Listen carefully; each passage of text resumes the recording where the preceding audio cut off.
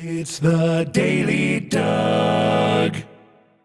Hey y'all, welcome back to the Daily Doug for what is going to be our Extended Play Lounge episode number 106. So after our poll a few weeks ago where the Division Bell by Pink Floyd won out over some Jethro Tull by a single vote, y'all know what's coming. I'm getting to some Jethro Tull today. It came in a very close second to the Division Bell, and I've been eager to get to Songs from the Wood by Jethro Tull. This has been on the master list for a long time. Many people upvoted it and have supported me getting to this one.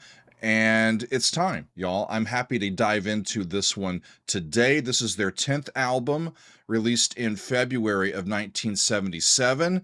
And, although I really enjoy this band's vibe, especially the way their albums sound, the sounds are so vibrant and alive and intimate and unique, that they're really fun listens.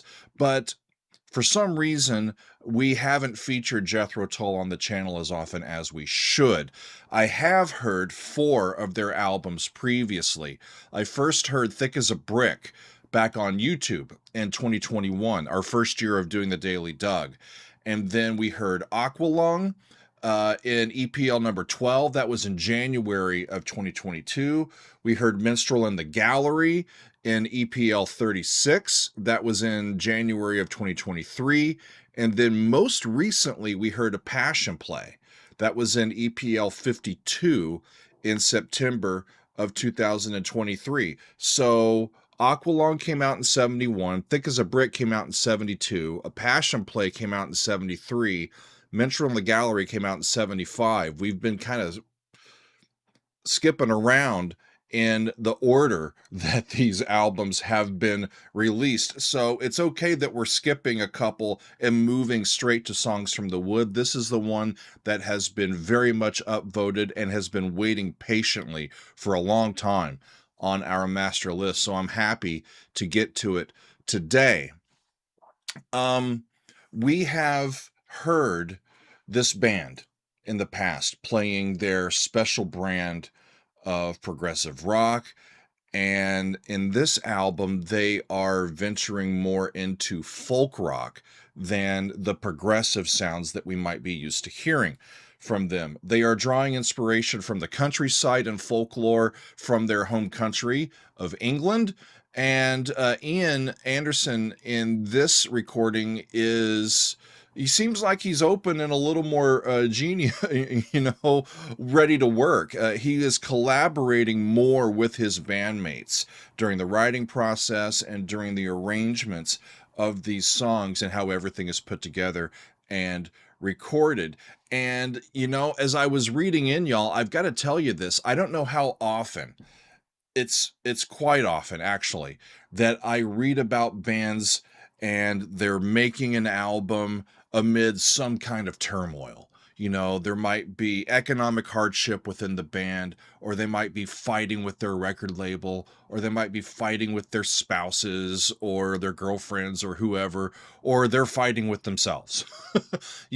But here, the more that I read, it seems that the members of this band during the writing and recording of this particular album were quite happy, quite content, and loved working with each other. And, I did notice, maybe that's due to the fact that Ian had recently become married and moved to Buckinghamshire. And maybe that had something to do with it. He's out in the country, he's newly married, he's enjoying life, and he's a little bit more easy to work with. Right? So I'm looking forward to seeing how that might influence the way that their music sounds. That's really cool, though, to know that this was made by some very happy musicians. That doesn't happen every time, right? So as I look at the 10 songs that we're going to hear on this album, I think I'm only familiar with one, and that's Ring Out Solstice Bells, which I first heard on the channel actually in December of 2021. It was really close to the winter solstice, and it was suggested that I listen to it, and I really enjoyed it, right? And I've heard it several times since, because December of 2021 was now, a while ago, and we've had a few winter solstices since then. So every time we come back near or on a winter solstice, this song comes back, and I always enjoy hearing it. So it's going to be great to hear it in the context of the album. The original album did not include the song called Beltane, and it was added by the band to the official listing of the recording in 2003 when they released a remastered edition of the recording. So I'm going to include that one because it's included in this 2003 remastered edition, and that's the way that the band has this album officially listed. That's what I'm going to listen to. So that'll be the last one that we hear, and it's going to be fun. So I need to get my headphones on. These are my brand new ones, y'all.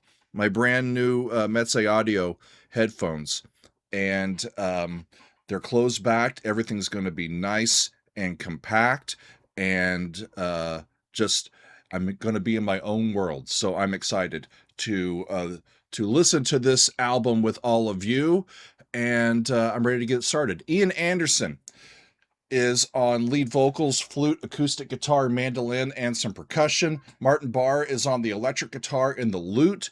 John Glasscock is on bass guitar and backing vocals. John Evan is on piano, the organ, and some synthesizers. Dee Palmer is in the band. He is on piano and the portative organ and some synthesizers. And then Barrymore Barlow on drums, percussion. He's got some marimba, some glockenspiel, some bells, some more ancient styles of percussion instruments. It's going to be quite interesting to hear what all of this sounds like. So side one starts with the title track, Songs from the Wood. And I found this quote from Ian that appeared in a 2018 Rolling Stone interview. I want to read it to you. It's really interesting. He says, I wrote Songs from the Wood based on elements of folklore and fantasy tales and traditions of the British rural environment. Our PR guy, Joe Lustig, had given me a book about English folklore as a Christmas present, and I thumbed through it and found lots of little interesting ideas and characters and stories and things that I decided to evolve into a series of songs. You might describe Songs from the Wood as a contemporary folk rock album in the sense that it's a rock album, but it has some sort of folky feel, and it doesn't owe really anything at all to blues or jazz or any Black American music. The title track is quite a nice one because it has a lot of carefully contrived harmonies, which I sang myself in the studio, but probably more than any other Jethro Tull album. The guys in the band contributed elements of the arrangement that I think were quite creative. One or two of them were the authors of some of the songs, and indeed got paid their appropriate, scientifically derived fraction of the mechanical royalty for all time. Well, at least until 70 years after they die, when copyright runs out, but they can be assured of a few coins dropping through the letterbox for a while to come. Spoken in true Ian Anderson fashion, right? So there you go. That's how he introduces us to this song and this album. So let's get going, y'all. We start off Songs from the Wood with the title track. It is called Songs from the Wood, and it is by Jethro Tull. Here we go. Let me bring you songs from the woods to make you feel much better than you could know. Better than you could know. Dust you down from tip to toe. It's a madrigal. Show you how the garden grows. Show you how the garden grows. Hold you steady as you go. Steady as you go. Hold steady as you join the chorus if you can. It'll make of you an honest man. Yeah, that does sound like multiple Ians, doesn't Let it? me bring you love from the fields. Poppies red and roses filled with summer rain to heal the wound and still the pain. What an exotic way to start an album. And again, Really draws you in, doesn't it? every lover's lane. Lifelong celebrations here. I'll toast you all in any cheer. Let me bring you all things refined. Galley heights and lit songs served in chilling ale. Greetings, well met fellow hail. I am the wind to fill your sail. I am the cross to take your nail. A singer of these ageless times, with pitch and prose and gutter rhymes. Fascinating.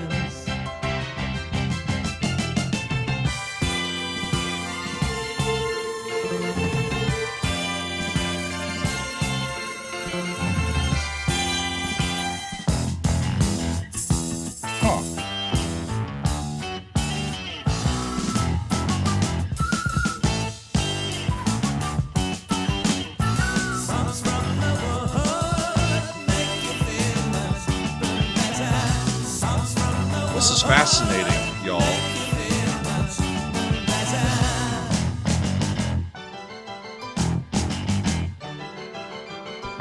Bobby bum.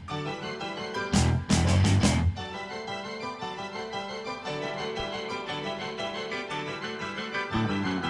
There's that organ. That's bigger than a portative. Cool.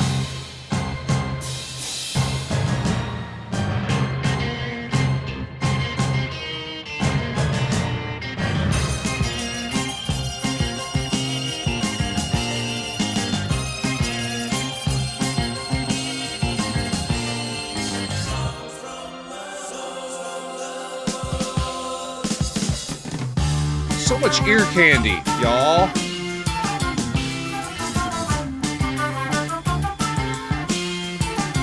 The bass is, I love the bass line. Low flute, it almost feels like the flute's double tracked.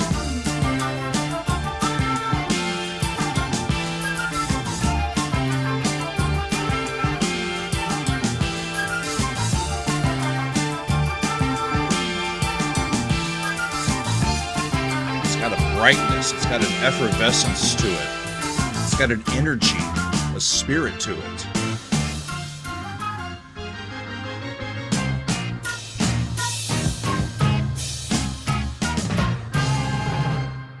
Let me bring you love from the fields.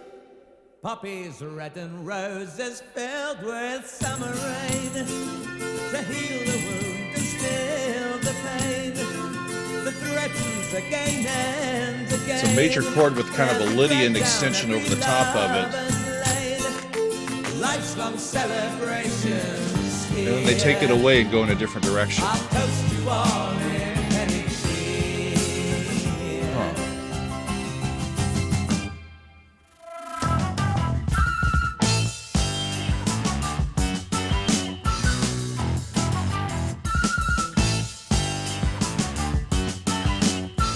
songs from the wood make me feel much better. Well, this song's making me feel much better. Make me feel much better.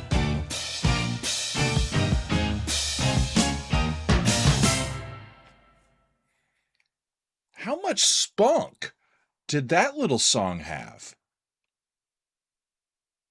I always love hearing the unaccompanied vocals come in. This is decades before auto-tune. They don't need it, right? They're darn good and they can handle it. And I have nothing to say. That was so darn fun. It's like a rock and roll madrigal. I'm in, y'all. Let's keep going. Next up is a song called Jack in the Green. And as I read in, it reads like a fable, actually, which fits the mythological sort of folklore stuff that they're going to be going into. And the fable is an alert to the importance of climate change or protecting the environment. And let's see what's happening with Jack in the Green from Jethro Tull. Here we go.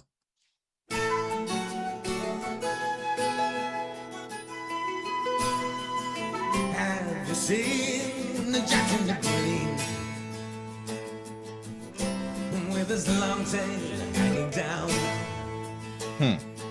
He quietly sits under every tree in the folds of his velvet gown. That's an A chord and C chord. So they're already doing some cross relations. And taps his cane upon the ground. Signals the snowdrops it's time to grow.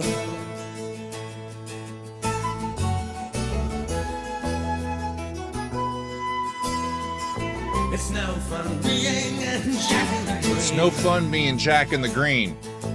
No place to dance, no time for song. He's running out of places to party, He wears the y'all. colors of the summer song, yeah.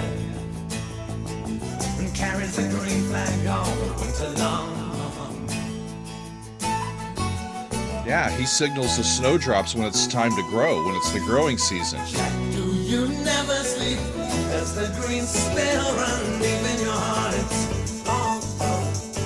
or will these changing times motorways It's like 2 to 5 keep us to apart? 1. Well, I don't think so. I saw some grass growing through the pavements today. And there's the 1, and then there's flat 3. Back to 1.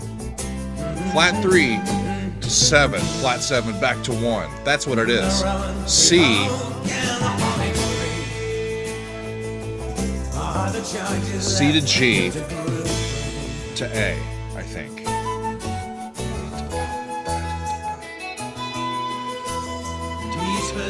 Cross whispers Jack in the Green. Oh, Jack, please help me through the winter's night. And we are the berries on the holly tree. I love all of the nature that's included here. And that's the end of the song. It's only 2 minutes and 28 seconds, y'all. And there's no chorus. It's just a little 4-verse song. Huh. It's time for the growing season, Jack. Yeah, Jack in the Green. Oh, Jack, please help me through my winter's night. And we are the berries on the holly tree. Oh, the missel thrush is coming. Jack, put out the light. You've done what you need to do, Jack. You got us to spring. Relax for a bit. I love it. I love it. So next up is another one that kind of has a foot in the pagan, the natural world, Cup of Wonder. And as I was reading through this one, he's making, or they are making, some direct references to some pagan festivals throughout the year. And it actually makes me want to look up. I got to do this real quick, y'all. Songs. I want to pull this. So I'm looking at a chart of Wheel of the Year. And some of this I know about, and some of it is, some of the terms are new to me. I know Yule, and I know Samhain, I know Beltane, but I don't know a bunch of these other ideas. We've got, we're going clockwise in our months. In the middle And then Beltane here is at the beginning of May.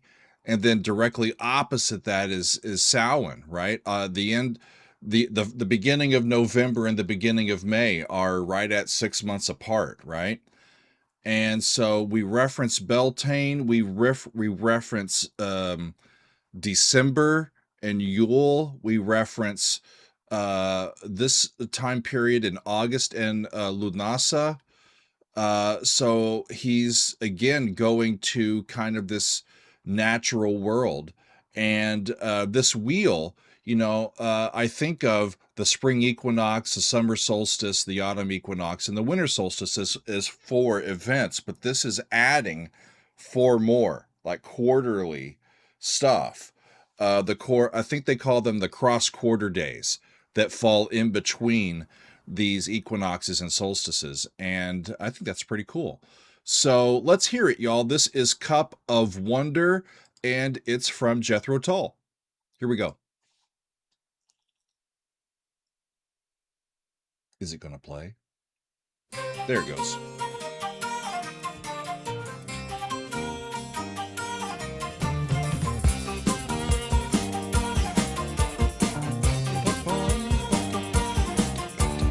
May I make my fond excuses for the lateness of the hour, but we accept your invitation and we'll bring you belting flower.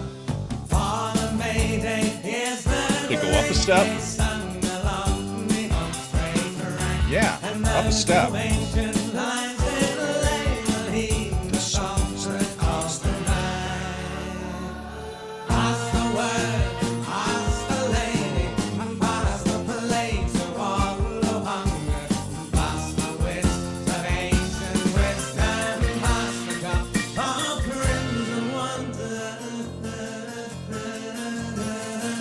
It's like a third key in a minute that they've been in.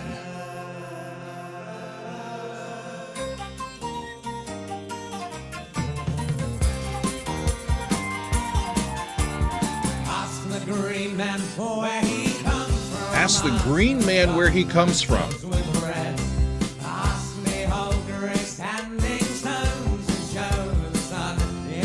There's the standing stones.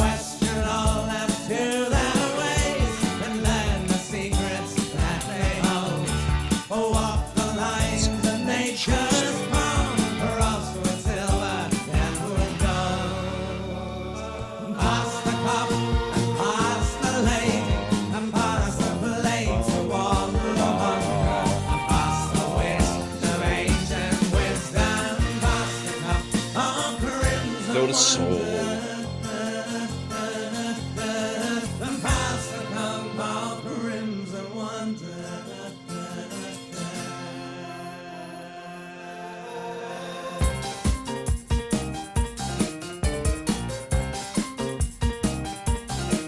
Rock and roll, y'all.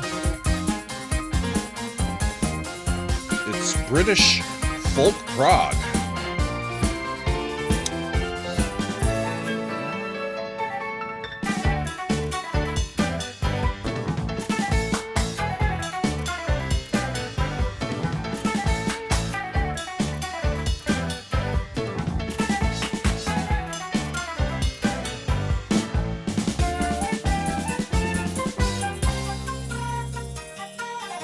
Back to the original idea.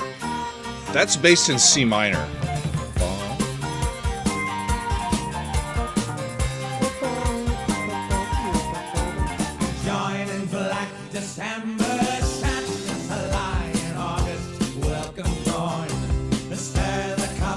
Repeating a verse. And then C goes up to D.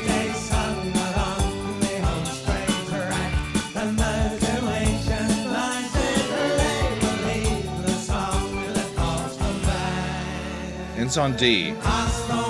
That's a move to B flat.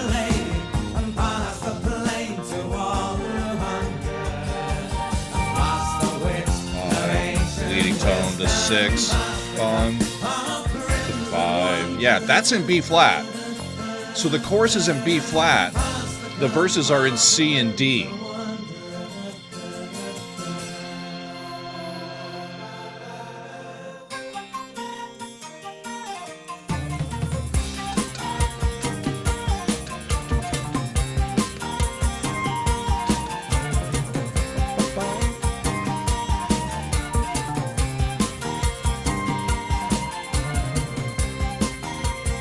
The arrangement's wonderful. Lots of rhythm, and you've got the held stuff as well, so it's nice and three-dimensional, and it's going to fade out. That was fun, y'all. What interesting sounds, right? Relatively short songs, too. So, Hunting Girl is up next. So, we're going on a hunt, y'all. What else do you do in the British countryside? You go on a hunt. That's what you do. And I think we're going to meet a girl, y'all. So, because, well, it's called Hunting Girl. So we're going on a hunt, and I think we're going to meet a girl. So I want to see what happens. Hunting Girl by Jethro Tull. Here we go.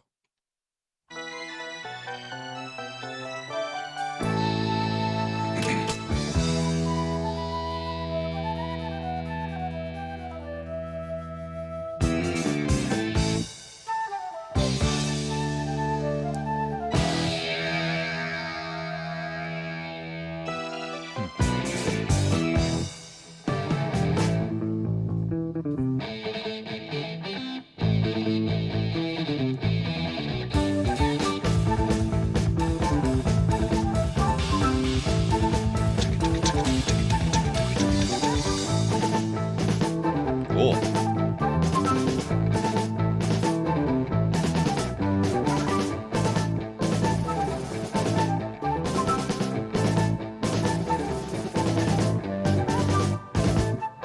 No other band sounds like this. They're so damn unique.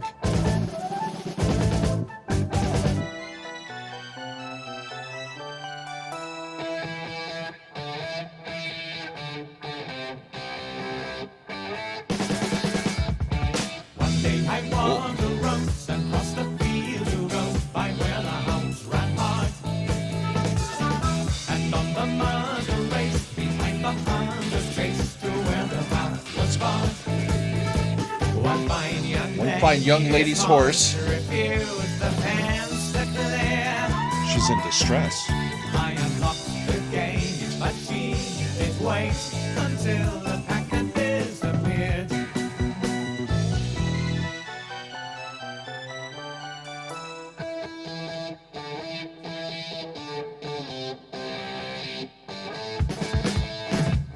Crop and look on bones sat high upon a throne of finest English leather. The queen upon a pack, this joker raised his hat and talked about the weather. All good feel warm and about this high-born hunting. She's high-born. She took the simple man, And he's a simple man. Aha. the flag that she unfurled.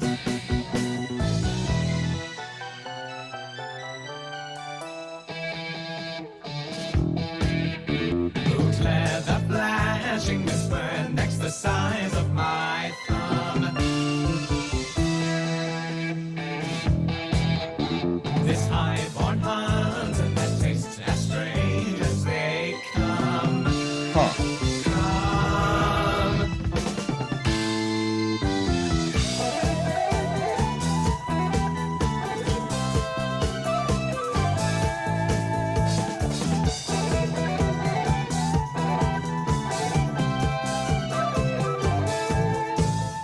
Unbridled passion. Yeah, they took a break in the middle of a verse for a little instrumental excursion.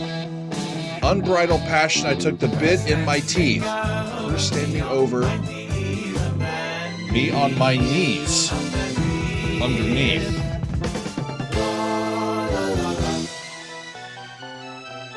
I love how it goes a little bit into compound meter in these interludes.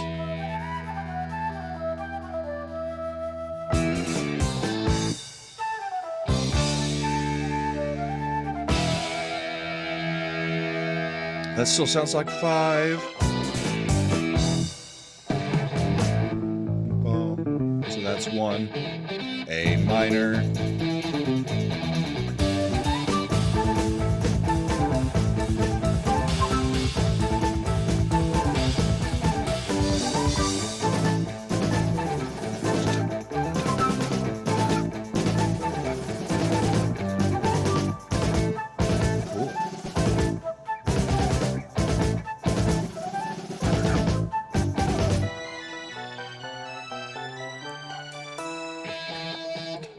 Yeah, a little bit in that organ, there's a split from dividing the beat into 2 equal parts to dividing it into 3.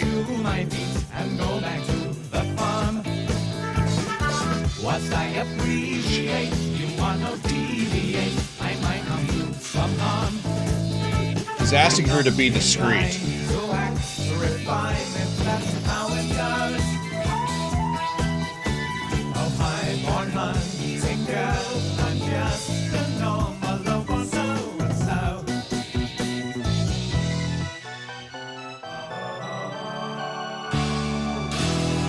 Well, I don't know if they caught anything on the hunt, but it looks like he was successful, right? You know, hey guys, you go ahead with the hunt. I'm going to stick back here in the barn. My lady, please be discreet. The hunting girl. Well, Ian is quite feeling in a romantic mood since he's newly married, isn't he? How about that? That was a really cool little tune. Yeah, I love how it just goes back and forth between the common time and then pops of little 6/8 meter that just fit in. And how the flute is treated equally to a guitar in a rock band, and what happens to the sound of a rock band when that goes in that direction. So unique. I'm really loving this. Last song on side 1, y'all, and it's the one that we know, Ring Out Solstice Bells. So this one comes in the context of mythology and folklore and ancient pagan traditions, as a non-sacred song of the season. Ian said this. He says, it was written for Songs from the Wood as a reference to the winter solstice pagan festival and the latter-day transplanted Christian notional birth of the biblical Jesus. But then the record company thought that we should release it as a Christmas single. And after a futile attempt to record a simpler, maybe more catchy version, we reverted to the original recording. It was released just too late to make the top 10 charts in time for Christmas, but it has remained a radio play staple in the radio playlists for Christmas, or at Christmas time, ever since. Yeah, and like I said, whenever we do our holiday bonfires on Discord, when it comes, Christmas time and around the winter solstice, this song always makes a few appearances. And I'm happy to hear it again with all of you. It's Ring Out Solstice Bells. Here we go.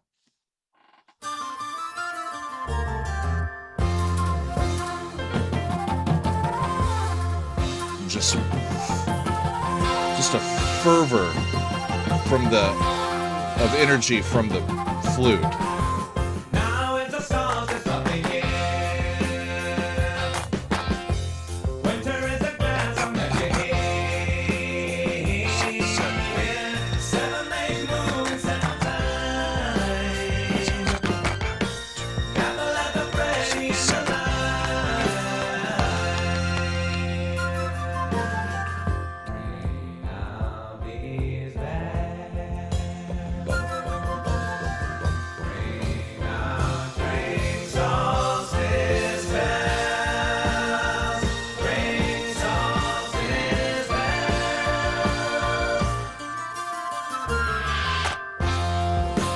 Lands back on F major.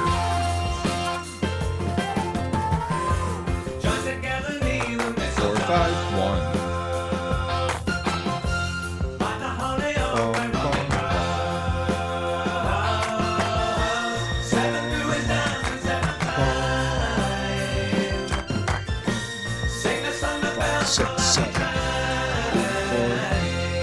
was just a count of 4, then back to the F chord. Basic chords, but rhythmically really catchy.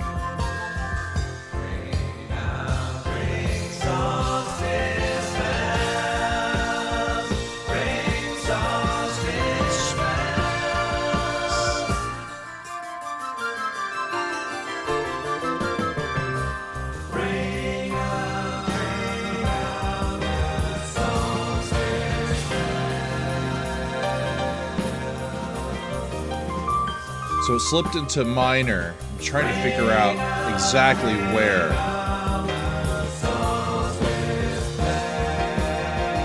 Relative major.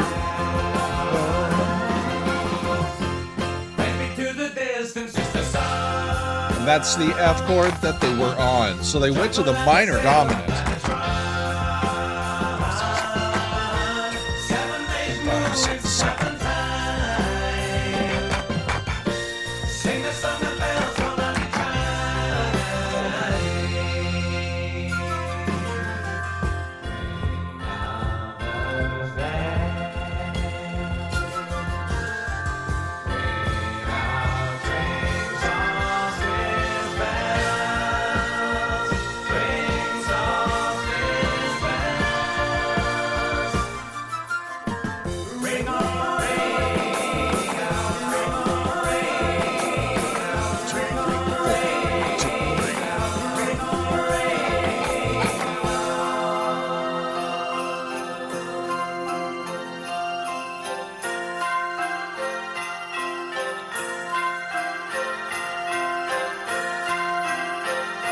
It's a special tune.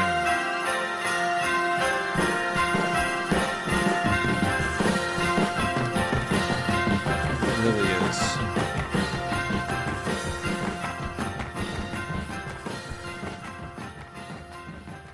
It's got the sounds of the season, you know, with all of the clanging and the energy and vibrancy.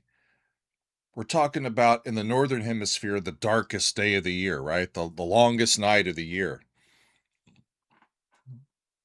And other solstice tunes that I've heard take that approach to pointing out the darkness and dwelling in it. And that's not what they're doing there. They're having a party. They're like, ring out, man.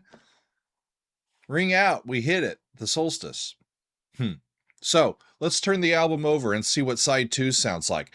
Amazing music. It's such a fun side of music to listen to. I expect exactly the same stuff on side 2. So we start with a song called Velvet Green. And in the past, I've seen and noticed in the lyrics especially that Ian has a propensity to include some double entendres. And that's what he's doing. There's some double entendres in this one. Maybe he's talking about that hunting girl that he met before the solstice. Maybe he's thinking about her. But I'll leave it to you what you think Velvet Green actually is, or what it means, by the time we get to the end. So let's hear it. I've read through the lyrics. I think it's going to be a little cheeky, and I can't wait to hear what the music actually sounds like. This is Velvet Green from Jethro Tull. Here we go.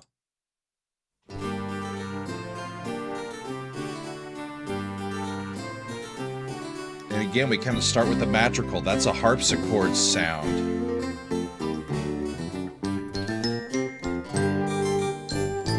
Glockenspiel.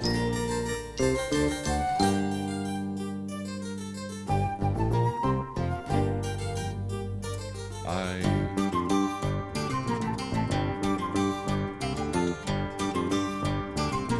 think they're in G minor.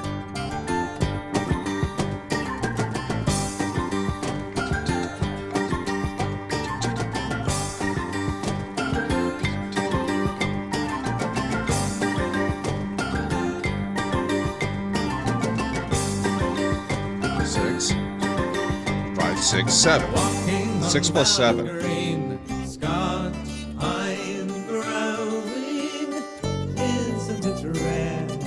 but to be taking the air, sitting, walking on velvet green, walking on velvet green, distant cows lowing, never a care, with your legs in the Never a care with your legs in the air.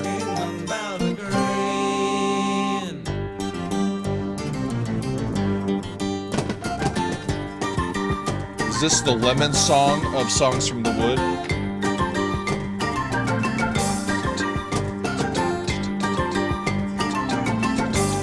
Cool. Won't you have company? Yes, take it in your hands.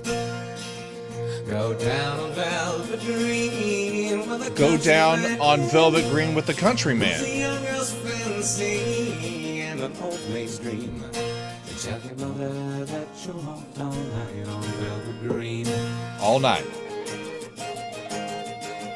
One dusky hot fire's right up to the north. There lies your reputation and all that you worth. Where the scent of wild roses stands the milk green. Tell your mother that you walked all night Walked all on night velvet green. on Velvet Green. And the long grass flowers in the evening cool. And August We're not in G anymore. Subtonic to B flat. My love, I'm tied against the sea. And I am growing up to meet you down on velvet green. I'm growing up to meet you down on Velvet Green. That's new.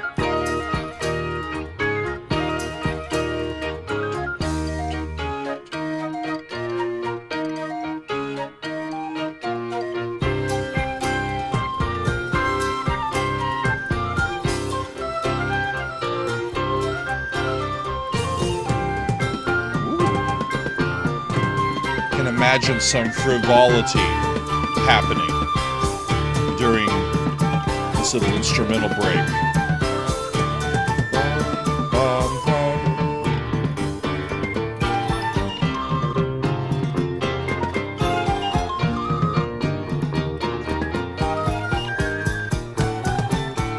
That's really slick.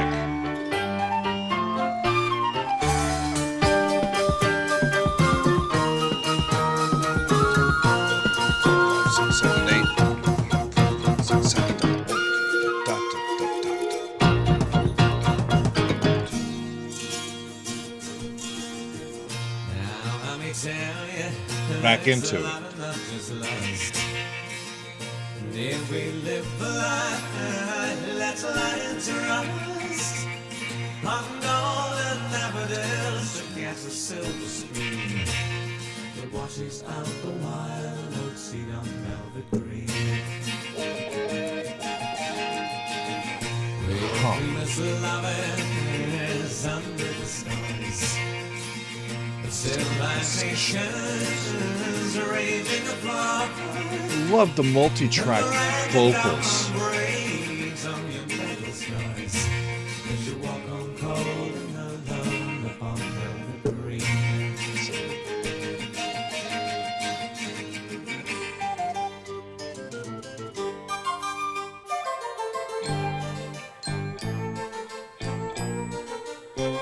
Walking on velvet green, scarred pine growing. We haven't heard this since the very beginning.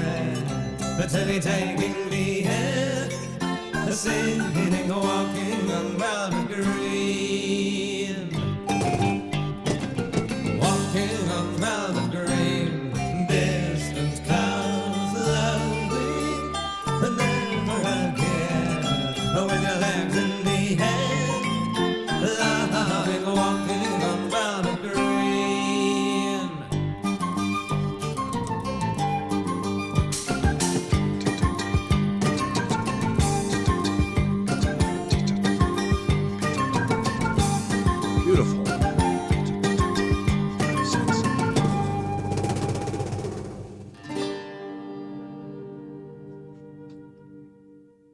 I'm in love with this sound. It's so special. And it's so different from what we hear in the United States, you know, because our folk songs sound different, obviously, than English folk songs or Scottish folk songs or even Irish from the British Isles. But it's madrigal-esque in that they're popping in and out of chords, and they just kind of move, and it's all pretty darn quick. And the meters sometimes we'll get 8 counts, sometimes we'll get 7, sometimes we'll get groupings of 3, sometimes we get groupings of 2. It just kind of all flows back and forth. And it harkens back to an earlier ancient time, especially on the European continent, as the evolution of musical styles on the continent was evolving in an ancient fashion. We get a period of time where it's like all holds barred, or no holds barred, I should say. And you'll see a whole lot of different types of stuff, kind of like this. In and out of different tonalities, one key here, one key here, we're in this key, we're in 7, we're in 6, it's all over the map, you know, and it's just based on expression. Do what the text and the feelings behind them tell you to do in the moment, and that's going to be your song. I really, really enjoy it. So the Whistler is next. Oh, by the way, I should say, Velvet Green. What exactly is Velvet Green? Now I may tell you that it's love and not just lust, and if we live the lie, let's lie in trust on golden daffodils to catch the silver stream that washes out the wild oat seed on Velvet Green. Is he talking about her magic carpet? Is he going on a magic carpet ride? I'm trying to keep things above board, y'all. But Ian's making it tough a little bit. I think that's what he was talking about. So I'm curious to see what y'all think, y'all that have lived with this album for longer than I have. Let's see, The Whistler. This is the second single from the album, and this Whistler seems like a pretty optimistic bloke from what I read in the lyrics. He swoops into town, looks like he works hard, he plays even harder, and then he's off. He's kind of like Mary Poppins. So, or the Pied Piper or something. Let's see what the Whistler sounds like. I'm really curious, and let's do it, y'all. Here we go.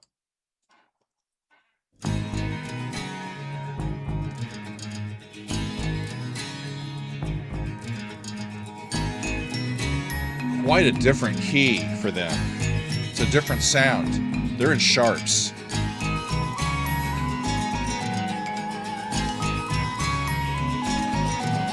I'll buy you 6 babies to put in your stable, 6 golden apples for my pay. I am the first piper who calls a sweet to you, but I must be gone by the 7th day. Major 4. Whoa. I'm a whistler. I have a pipe. This is the chorus. Get ready for the whistler. I whistle along on the 7th day. I whistle along on the 7th day. Along on the 7th day.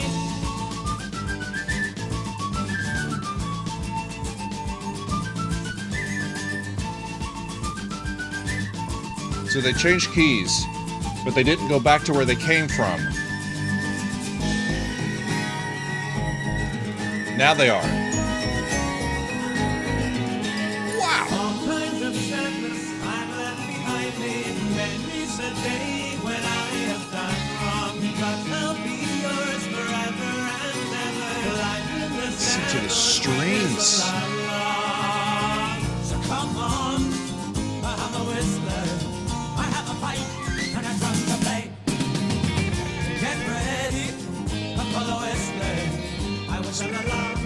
seventh day. Whistle along on the seventh day. So it goes up a step from where they were. Subtonic to there.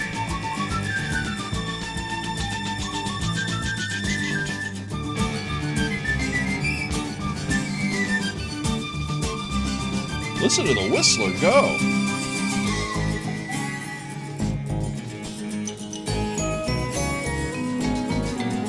Deep red of the sunsets in mystical places, like other nights of summer days.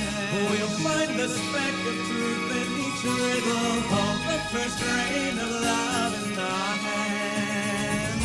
Come on. It's such a fascinating change. I have a pipe and I've come to play. Get ready for the whistler.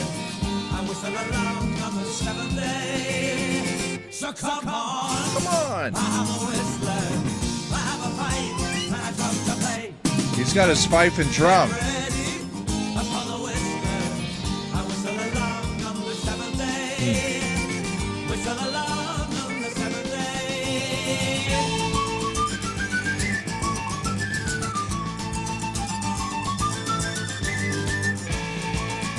Well, it's odd, but they keep doing the same thing.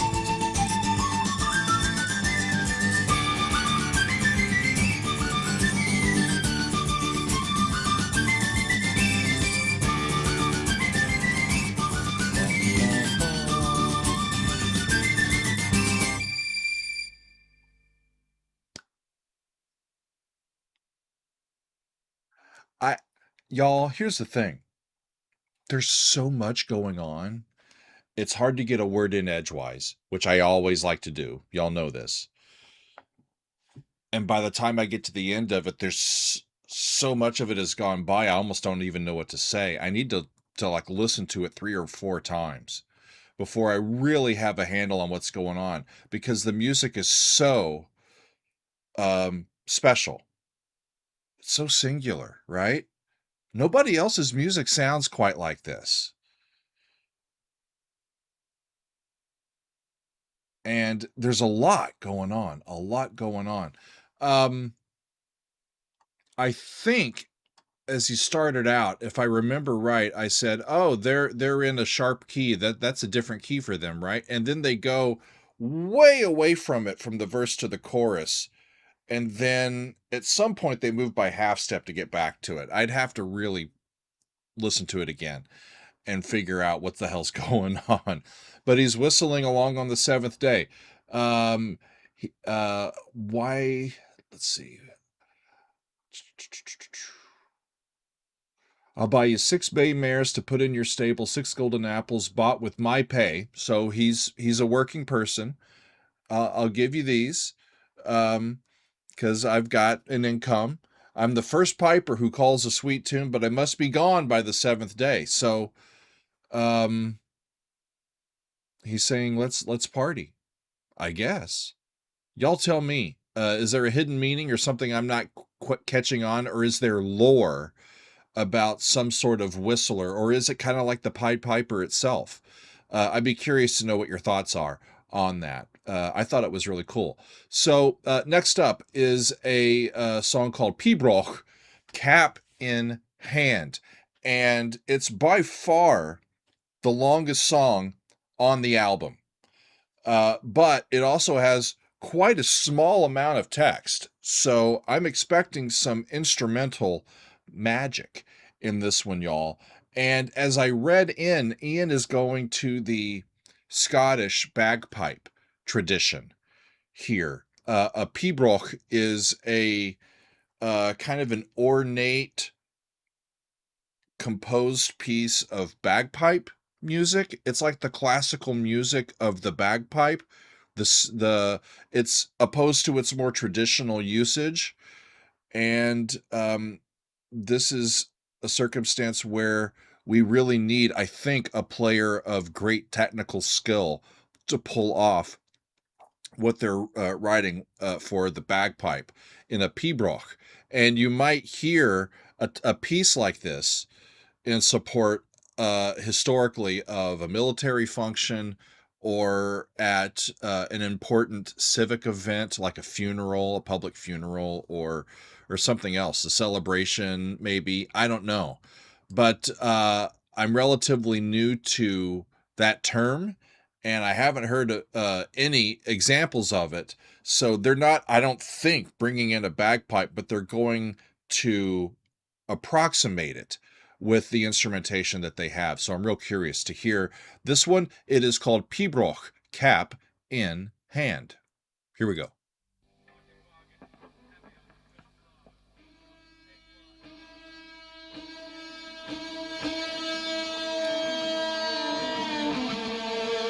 So that's the guitar.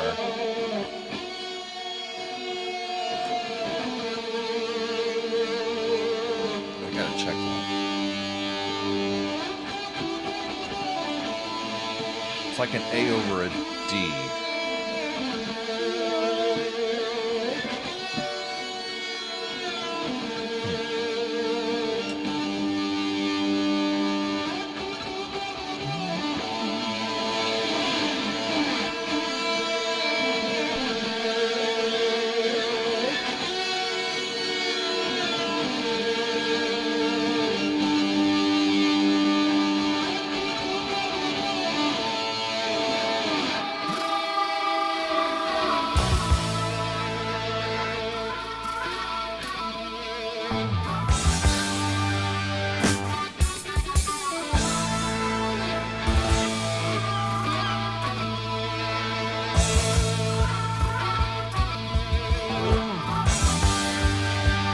Subtonic. Yeah, that's A. There's a light in the house, in the woods, in the valley. There's a thought in the head of the man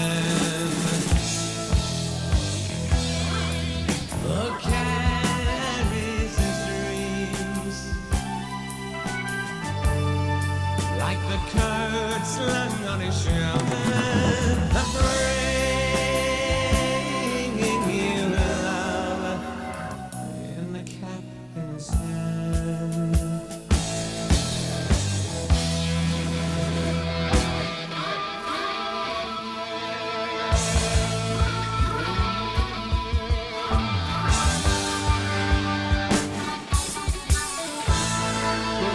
So they moved back to A. They were in A, they went to E, now they're back in A.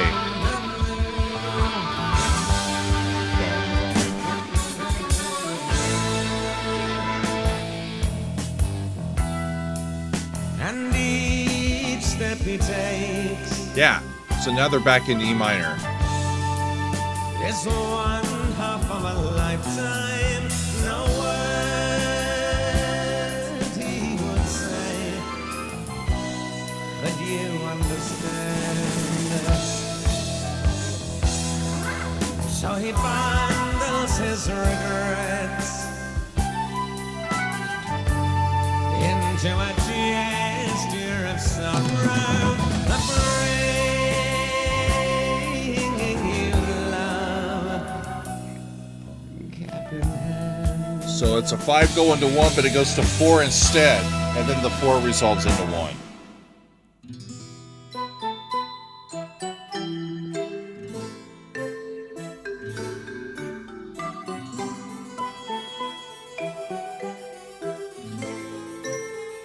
Okay. This is going to be fun.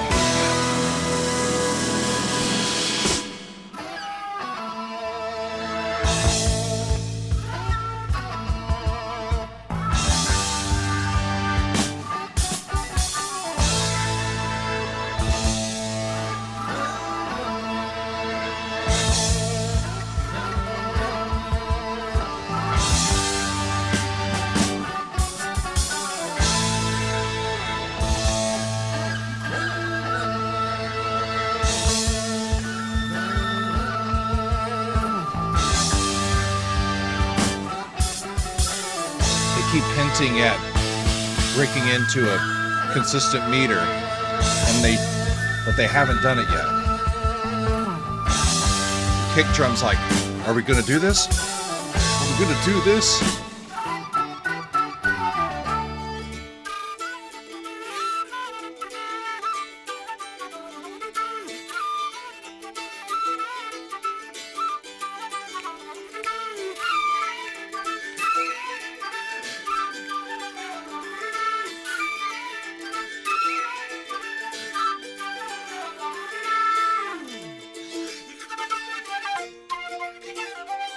Whoa!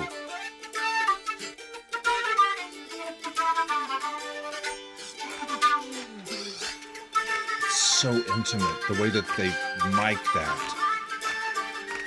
And the claps are so distant.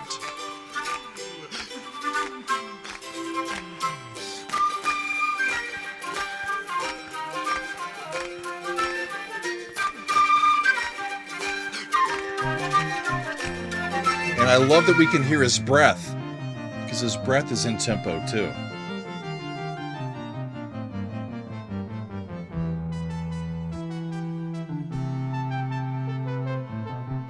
And then out of the ancient comes a synth, playing something that might have been played by an ancient instrument. Huh.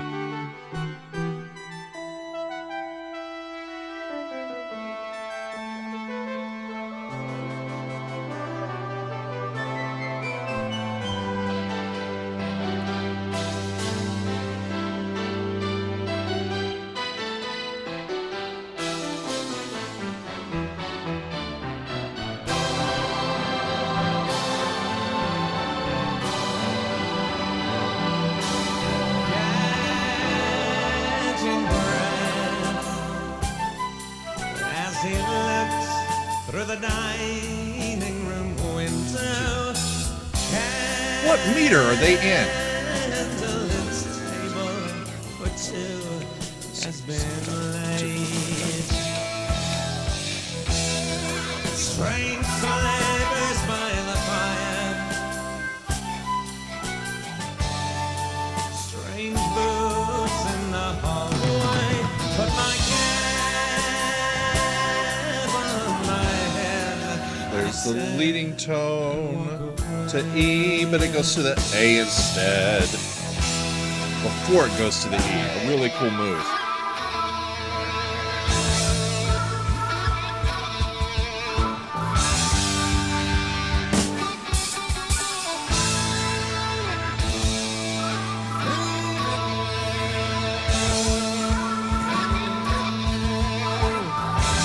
Multiple flute parts echoing and overlapping themselves.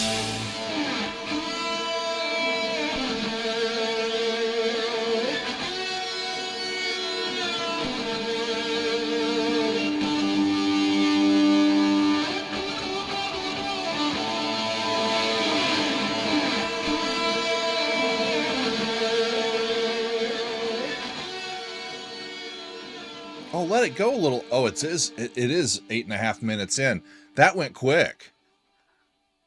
Boy, did that go quick. I lost track of time on that one. That was a quick 8-minute song. I'm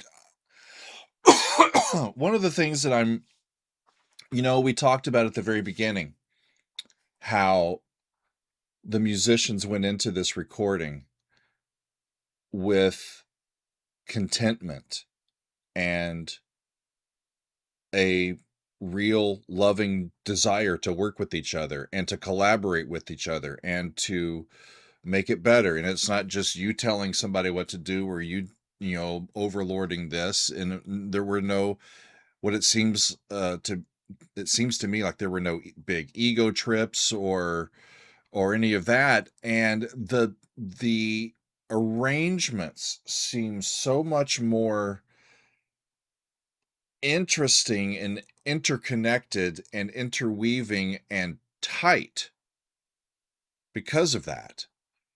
I've always heard these rhythms, the rhythms and the general instrumentation of the band. That's not new. the style that they're flowing it into, with a lot of the mythology and the British lore and all of that, is a little new. But their musical language is still their musical language. But you can tell that they spent time figuring out, okay, that needs to go there. I need this organ part's going to go here. Okay, cool. That little part, I can double it with the glockenspiel up here. Ooh, there's a little fiddle part, a violin part that was, check out these mellotron strings or synth strings or whatever have you. And Ian's multi-tracked vocals, the bass playing, the using the percussion as not just a trap set that's going to give you a backbeat, but as a percussionist in an ensemble that's putting out some really sophisticated stuff, you know? I'm into it, y'all. Okay, next up is a song called Fire at Midnight. And Ian, what can I say? Ian's in love. This is another love song, and he is again using some double meaning in his lyrics. So fire here, I think he's going to refer to fire as both the literal fire that can provide warmth or destruction, but in this case, I think warmth and heat, and the type of fire that is, let's say, a little more romantic, different type of heat. Okay. So, and I don't know what's going to happen at midnight, but there's going to be some heat. So, Fire at Midnight from Jethro Tull. Here we go.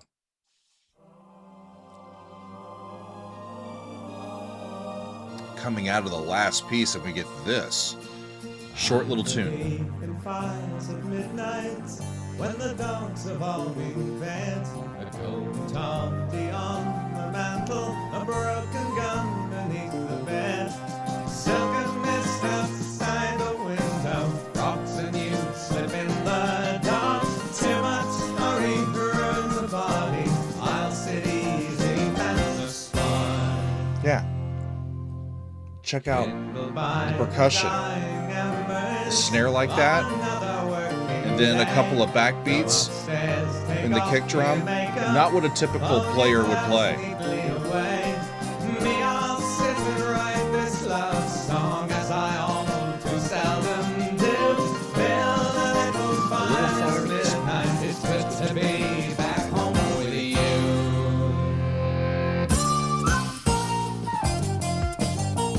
Let's change the key and get a little funky.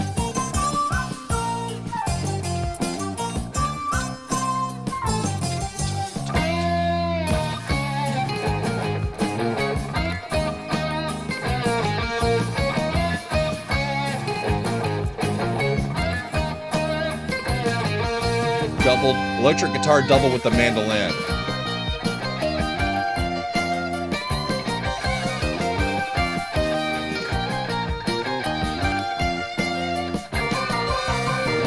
And the melody doubled in the bass.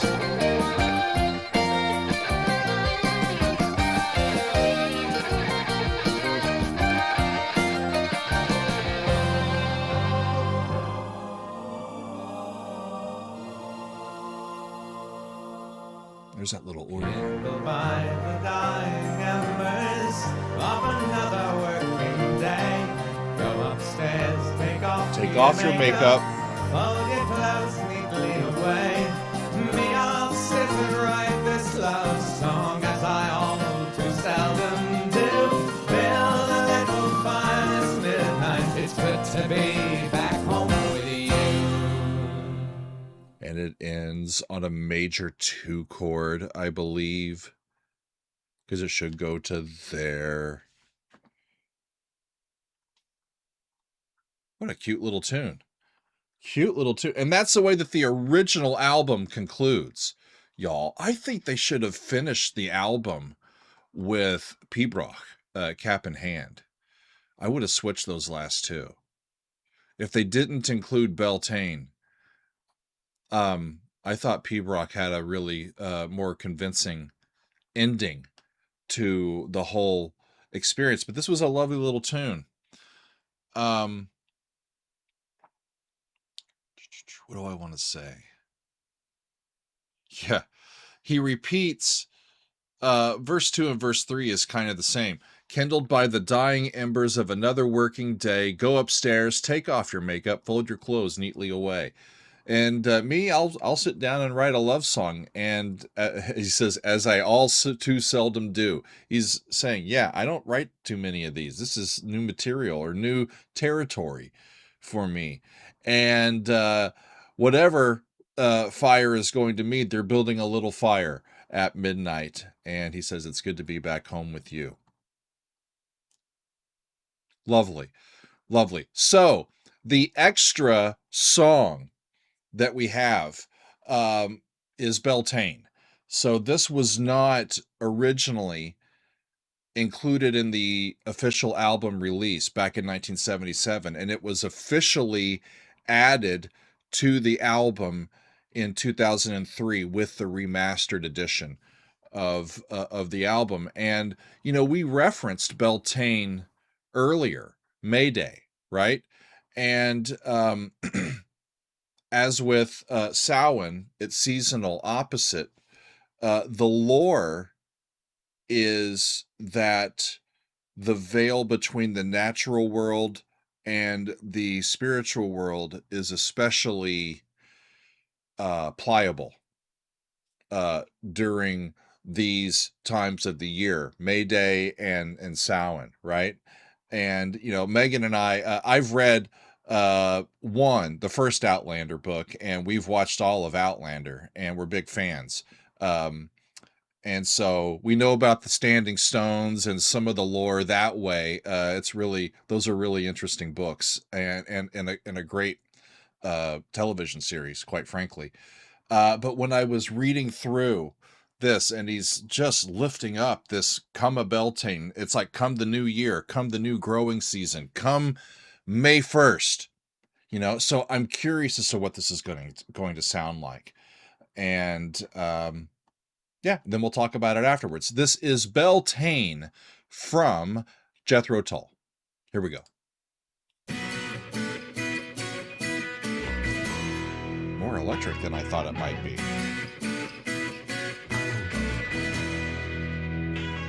Have you ever stood in the April woods and called the new year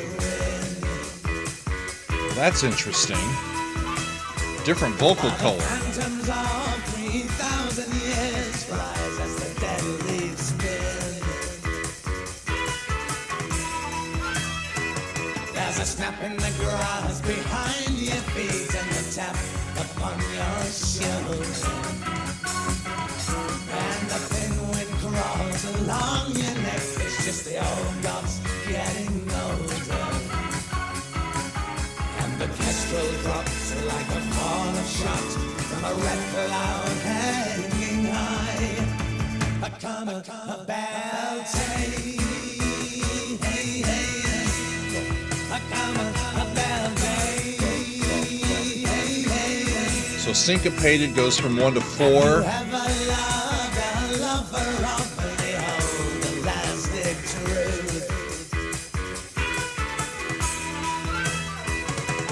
Doted on the daughter in her ministry of you.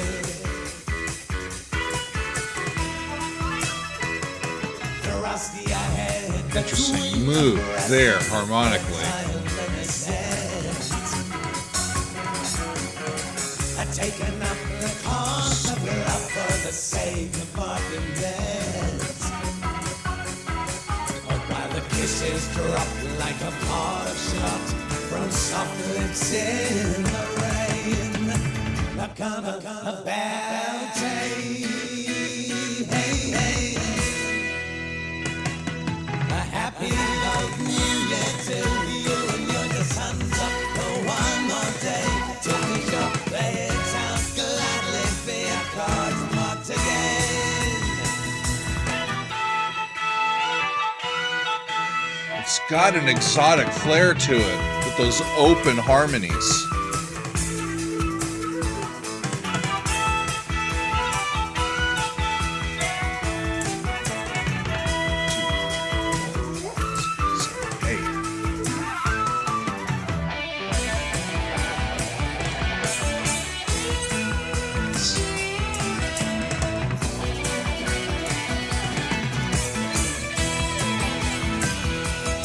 close to a jam as we get on the album. Like an electric guitar jam. It's like 1 and 4 in a minor key.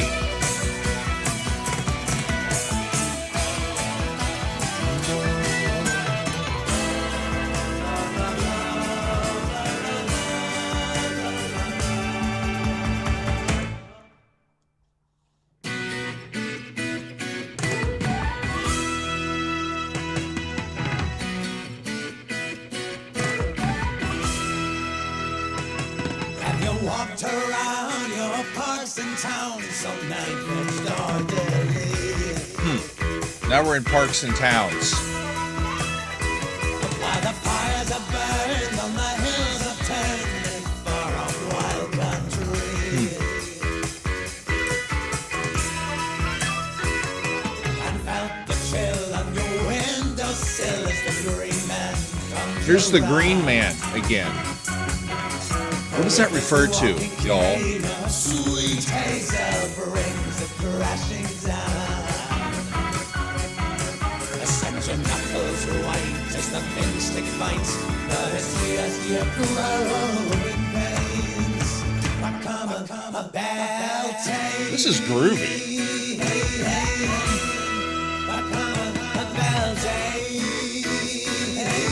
It's got a harder edge in the production than the rest of the album.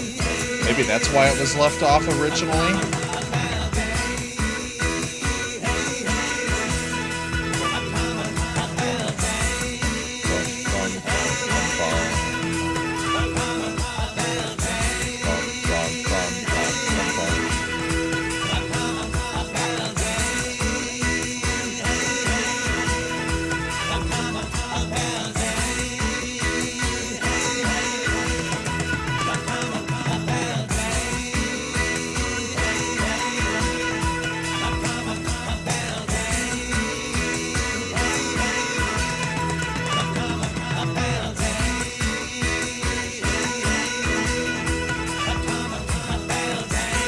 Keeps right on going, doesn't it? Until it doesn't. And that's the 4 that we hear in the bass at the end. I liked hearing the extra song. Come a Beltane. I need to take a peek and see what he was talking about with Beltane. Such a fun album. Thank you all for voting for this one and supporting it. I really enjoyed it. Verse 1. Have you ever stood in the April wood and called the new year in? While the phantoms of 3,000 years fly as the dead leaves spin, there's a snap in the grass behind your feet and a tap upon your shoulder, and the thin wind crawls along your neck. It's just the old gods getting older, and the kestrel drops like a fall of shot, and the red cloud hanging high. Come a Beltane, come a Beltane. So, have you prepared for Beltane by going into nature, by being in the wood in April and being ready for it and being active and, you know, and staring down those phantoms of 3,000 years, you know, as we've done this and done this and done this, right? Verse 2. Have you ever loved a lover of the old elastic truth? That's fascinating. Loved a lover of the old elastic truth. Somebody who maybe is a fairy or is really connected to the spiritual world. Have you ever loved a lover of the old elastic truth and doted on the daughter in her ministry of youth? Thrust your head between the breasts of the fertile innocent and taken up the cause of love for the sake of argument? Or while the kisses drop like a fall of shot from soft lips in the rain? Maybe that's how you prepare for the new year. You put your head somewhere else than in the middle of an ancient wood. Velvet green. Anyway, and then, good Lord, Ian. Verse 3, have you walked around your parks and towns so knife-edged, orderly, while the fires burned on the hills upturned in a far-off wild country. So he's comparing Beltane coming, and there's a couple different ways that you could prepare for it. You could be really into it. You could be like, yes, I am I am spiritually connected. I am connected to nature. I am here to try to do all that I can, just to be a part of it. In another circumstance, you're not in nature. You're in an urban environment. You're in your town, and you might be in a park or anything and trying to kind of see, oh, there's the blooms, they're coming, or you try to connect that way.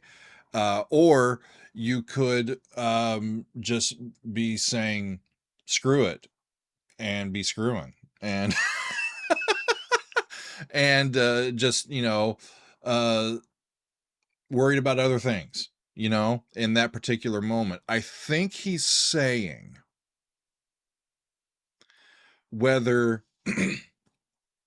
you're in the country or in the city, whether you're young, whether you're old, whether you're in love or you're disillusioned by love, come Beltane, come the new year, a new year happens. It always comes, no matter what. Set your watches.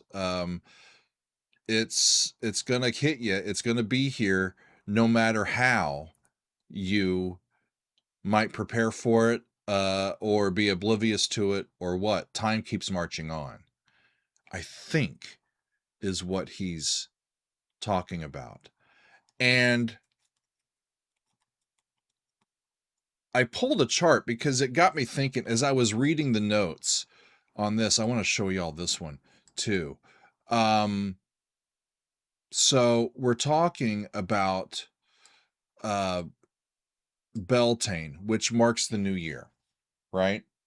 But it also marks the growing season itself. And it's the time when you can plant your seeds, right? Some more double entendre there. And I remembered that Europe, the cities and towns across Europe, as compared to where I am in the United States, are farther north in latitude than I might expect. So here, Megan and I are from Nebraska, and we've lived in New Jersey for the last 15 or 16 years. Our growing season starts about a month earlier than Beltane. That's maybe one of the reasons why